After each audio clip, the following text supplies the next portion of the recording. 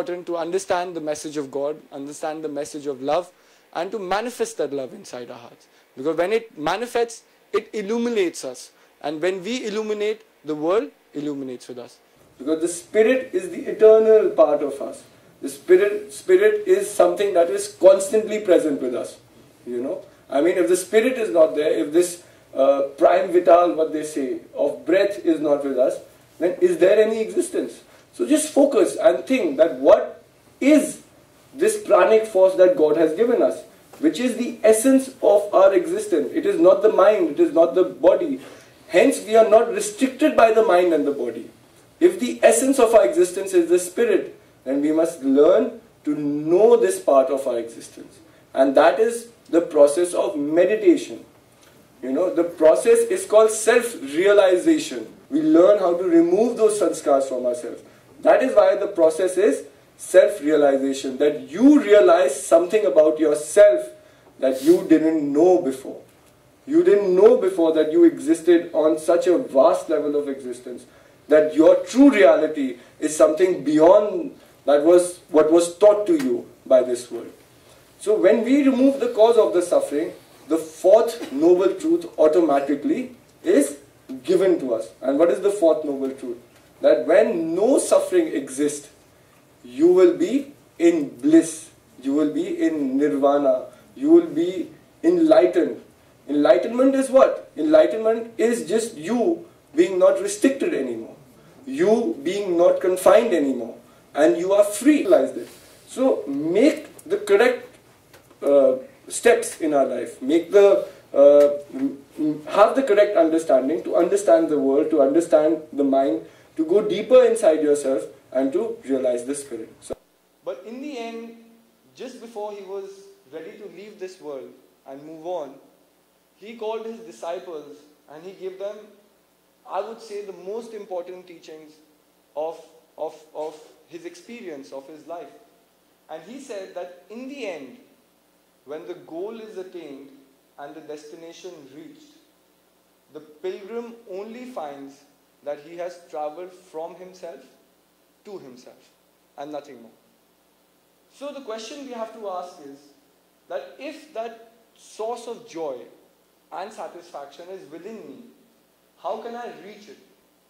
So everything that is limited by time and space is not real.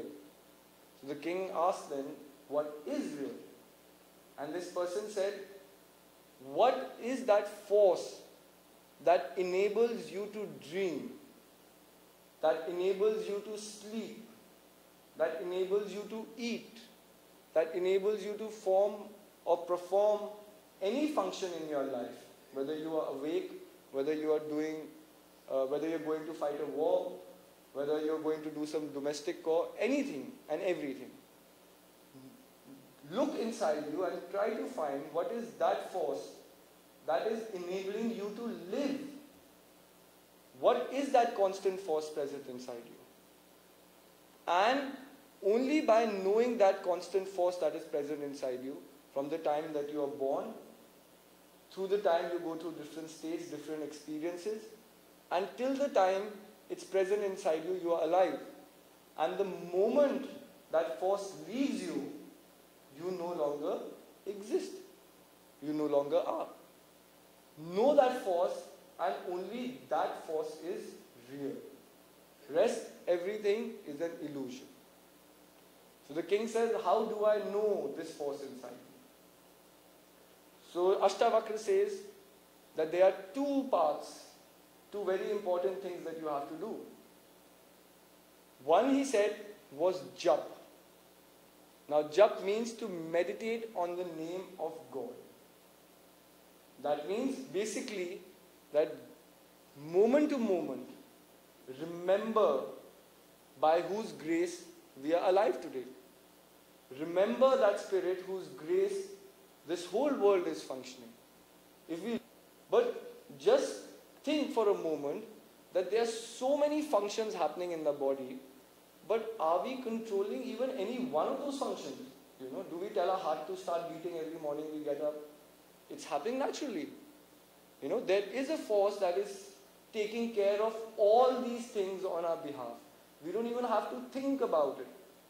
So what is that force? It is beyond our capability of understanding.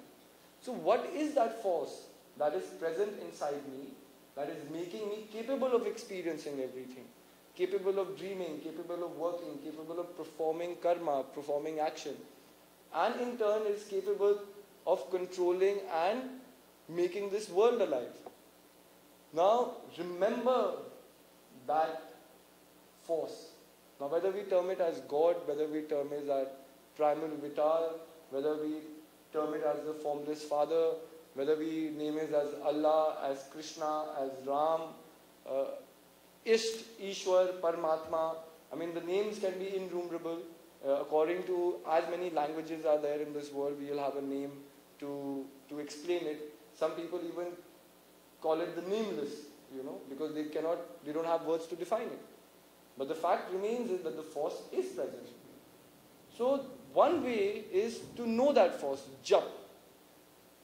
And he said your jap or your remembering your God becomes incomplete without tap. Tap means spiritual sadhana. And these things we learn when we start meditating on the holy name. And we start meditating on God's thought and in God's essence. Everything else comes back. So it is very important to be singular in that approach. And this practice is not that I get up in the morning and I meditate and in the evening I do whatever I want, because then I'm taking one step forward and I'm taking one step back. Hence, I am at the same place, To know God, to experience Him, to be a part of Him, What Jesus Christ said, that I and my Father are one, meaning to be with our Father in spirit, in our essence, to attain that and to maintain that. It's very difficult because it's moment to moment. Now, when our sages developed spiritual techniques to understand themselves better, they were charting certain territories which no one had ever charted before.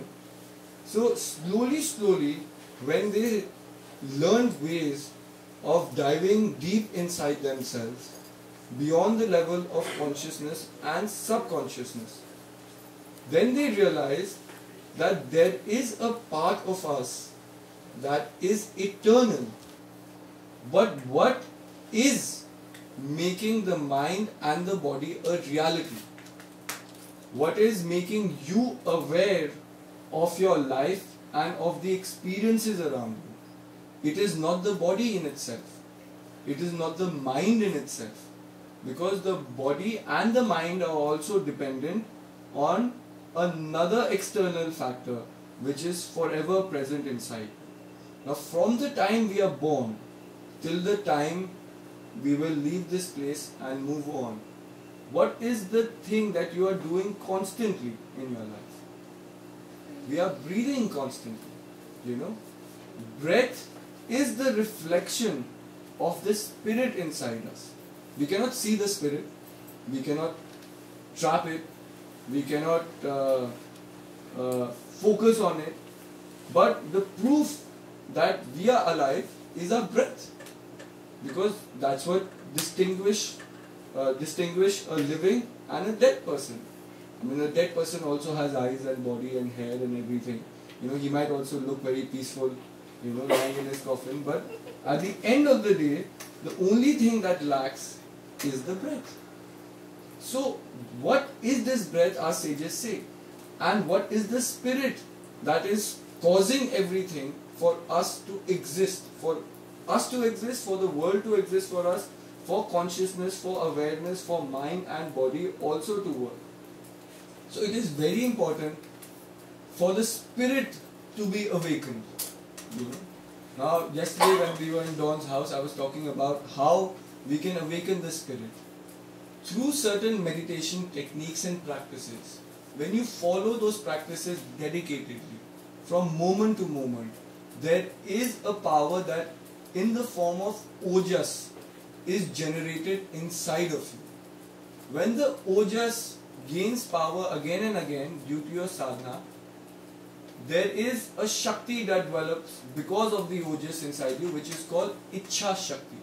Ichha Shakti in simple words is your willpower. So even in spiritual journeys, that Ichha Shakti becomes very important. Why? Because if I'm meditating today and tomorrow I say, oh, I meditated for 2 hours yesterday, I'll compensate today by not meditating. Then today you have the possibility of moving down in your spiritual journey. Why? Because our own hearts, our own minds is not calm, it's not gentle, and the conflict of the internal world has been expressed in the external world. So it becomes very important to understand the power of that Ichha Shakti and the power of Ojas. Now Ojas is the power which makes your Kundalini rise. The journey of the Kundalini from your Mooladhara. He is bright.